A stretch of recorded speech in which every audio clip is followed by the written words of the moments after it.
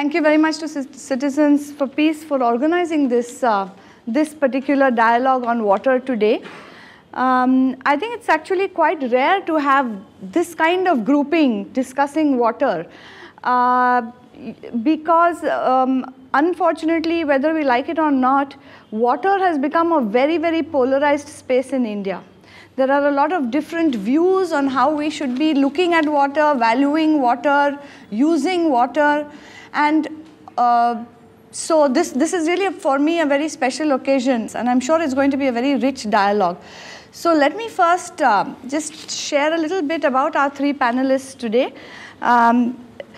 Shri Ramaswamy Iyer, first here on my left, served as the Secretary for Water Resources for the Government of India in the 80s.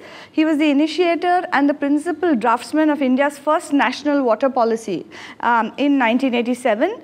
He has been a member of several high-level committees, of course, but especially one that was designated to review the environmental and displacement and rehabilitation aspects of the Sardar Sarovar Dam project. And also the Tehri project. So he has this very vast knowledge of that whole space. He has also been a consultant to the World Commission on Dams, and now he is an honorary research professor at the Center for Policy Research in New Delhi. He has written several books. Among them are Perspective, Issues and Concerns, and the new one is Limits, Justice and Harmony Towards Water Wisdom. Yes, that is a very important book. The third one is law. And another one on law, which was most recent. So actually he has a great experience of working in the government, but since he retired, he has actually been talking on behalf of people, on behalf of displaced people, and on issues of water justice, and it's going to be very important to listen to what he has to say. Next to him is Shri Vivek Bharati, who is the Executive Director of Agriculture and External Affairs for PepsiCo India. He was instrumental in creating backward linkages with farmers for sourcing raw materials for processing, and they've also in developing Pepsi's contract farming model. Before joining Pepsi, he headed the National Policy Division for FICCI, which is the Industry Association, and he's been a journalist before and worked with several leading newspapers. So thank you, Vivek, for being here. And as we know, the water-intensive industries, including those that are in the bottled water or aerated drinks or several other things, have had a special sort of role to play in this whole question of water, and it'll be very interesting to hear his views because a lot of changes are happening within industry on this, and it'll be great to hear from him about that. Next to him is Shri Anupam Mishra ji. He is a veteran activist of the Gandhi Peace Foundation and had served as its secretary from 2000 to 2006. And of the last 3 decades, he has closely documented traditional water harvesting and storage systems, especially in Rajasthan. And 2 of his books, Aaj Bhi Khare Hain Talab and Rajasthan Ki Rajat Bunde, are small jewels of information about the long tradition that we had of managing our water wisely. So these are the 3 people who are going to be talking from their experience and their convictions, and I hope we can have a good conversation and dialogue. It's very, very important to have such, as I said, we need to build many, many bridges across all our differences, and in water this is especially necessary. So let's see how that goes. So I'm going to ask Shri Ramaswamy Iyer to open up this conversation and really give us a context for the emerging conflicts, for the emerging challenges in the water space. Over to you, sir. Since the topic mentioned was conflict, so I focused on water conflicts. It will, of course, lead to other aspects, but I'm going to focus on that. And we have conflicts occur in different contexts between different parties, and the issues are also multifarious. Now you have, for instance, disputes on the sharing of river waters, Kaveri dispute or the Ravi Byas dispute. You have disputes arising out of displacement by large projects, where the dispute is between the beneficiaries of the project and those who are affected by the project.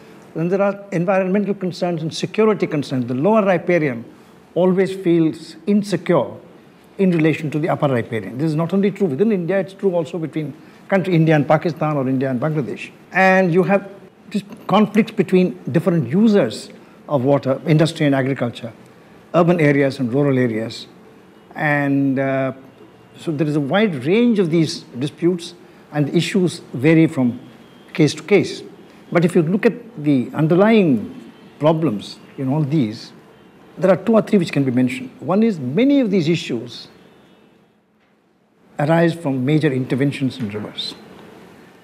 When you build a dam or a huge structure on the river, you alter geography and you alter power relations.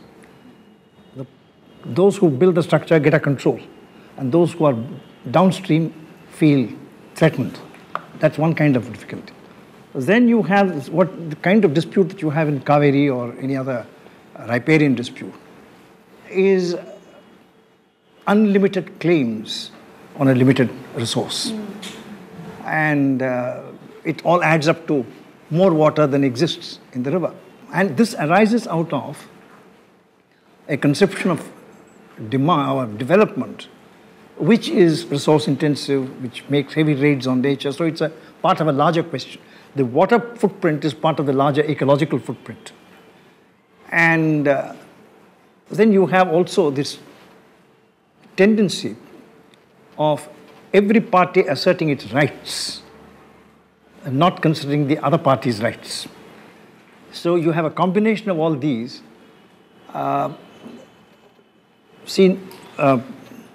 No one thinks of the other party, that's number one. No one thinks of other forms of life, wildlife, animals, aquatic life. They are also living beings. No one thinks of vegetation, plants, the river itself, planet Earth. So it's a series of blind spots. Each one of us asserts a certain right, asserts it without any kind of no conception of limits as to how much one can ask for and how much is beyond limits. So there's no sense of limits. There's no sense of justice, that the other party is entitled equally to rights. And there is no sense of harmony. This is why, I titled my book, second book, Towards Water Wisdom. The subtitle was Limits, Justice, Harmony. That is the theme of the book. Since Gandhiji said, rights flow from responsibilities. If you look at it from that point of view, I'll give you a series of pairs.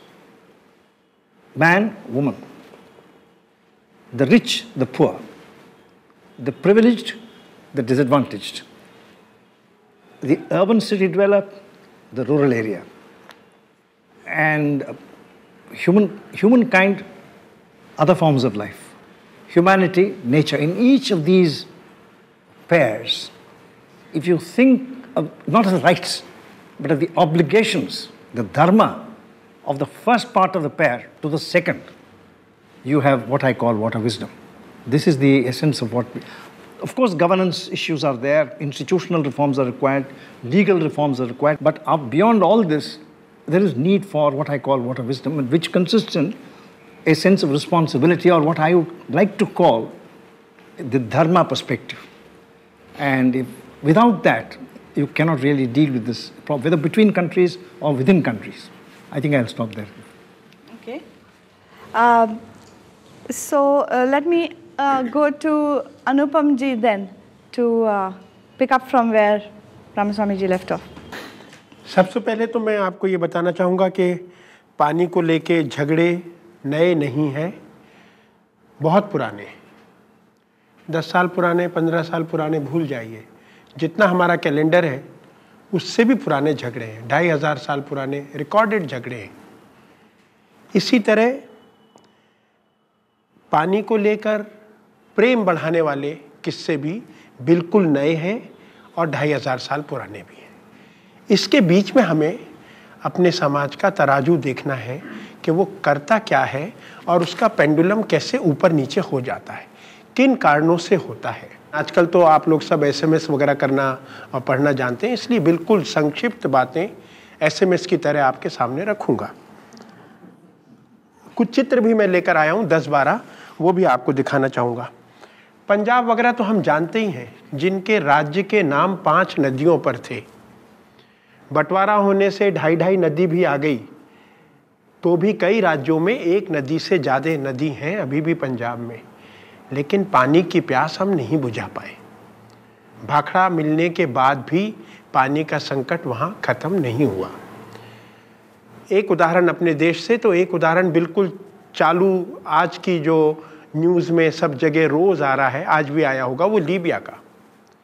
Libya भयानक रेगिस्तान का इलाका, नदी है ही नहीं, लेकिन ये colonel साहब भी बड़े मज़ेदार आदमी, इन्होंने एक नदी खुद बना ली। तब ये थोड़े विनम्र रहे होंगे, इसलिए उसका नाम गद्दाफी नदी नहीं रखा, उसका नाम उन्होंने रखा ग्रेट मैन मेड रिवर।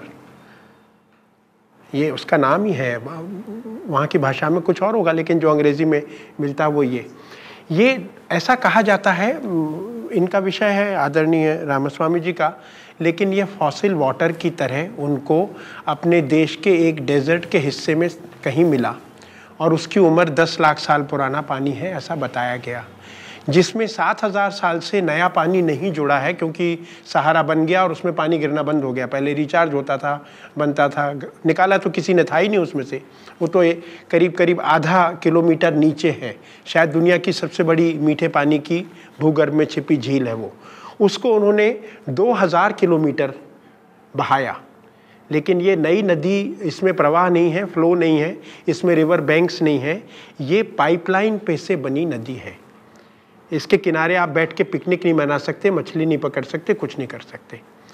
उनकी इच्छा ये थी कि वहाँ पर खेती हो जहाँ से वो पानी मिल गया है, लेकिन लोगों ने जाने से इनकार किया। इतना लोकप्रिय नेता था उस समय, क्रांति करके आया था, लेकिन लोगों का पानी के साथ कुछ और संबंध है। उन्होंने कहा हम वहाँ नहीं जाएंगे खेती करने, तो उसको उन्होंने 600 किलोमीटर दूर 2000 किलोमीटर के आड़े तिरछे पाइपों से पहुंचाया। वो किस्सा आप लोग और भी कहीं कहीं देख सकते हैं। अभी हम उसको सिर्फ इस तरह से छोड़ेंगे कि इतना पानी जो नेता अपने लोगों के स्नेह में लाया क्रांति के बाद, उसके पीछे कई तरह के राजनीतिक किस्से भी हैं कि जिन लोगों ने उस पर बम गिराए उन्हीं की कंपनियों ने वो नदी बनाने में मदद दी। उसमें एक अमेरिका की कंपनी, शायद मेरे पास उसका नाम भी होगा कहीं, और उसकी एक यूके की सब्सिडरी, इन 2 लोगों ने ही। और उन्होंने कहा कि ये सबसे अच्छा बिजनेस था हमारे लिए, इसमें इतना पैसा मिला हमको। तो पानी नहीं मिला और नदियाँ सूख जाएंगी, ये सब लोग उसकी चिंता कर रहे हैं, लेकिन इस नदी में रस्ट लगेगा, जंग लगेगी, क्योंकि ये नदी नहीं है, पाइप हैं अरबों रुपए के, और बाद में ये सूख के ख़त्म होने वाले। तो मैं आपसे निवेदन ये करना चाहता हूँ कि पानी की कमी या पानी का ज़्यादा होना शांति की गारंटी नहीं है, झगड़े की गारंटी नहीं है।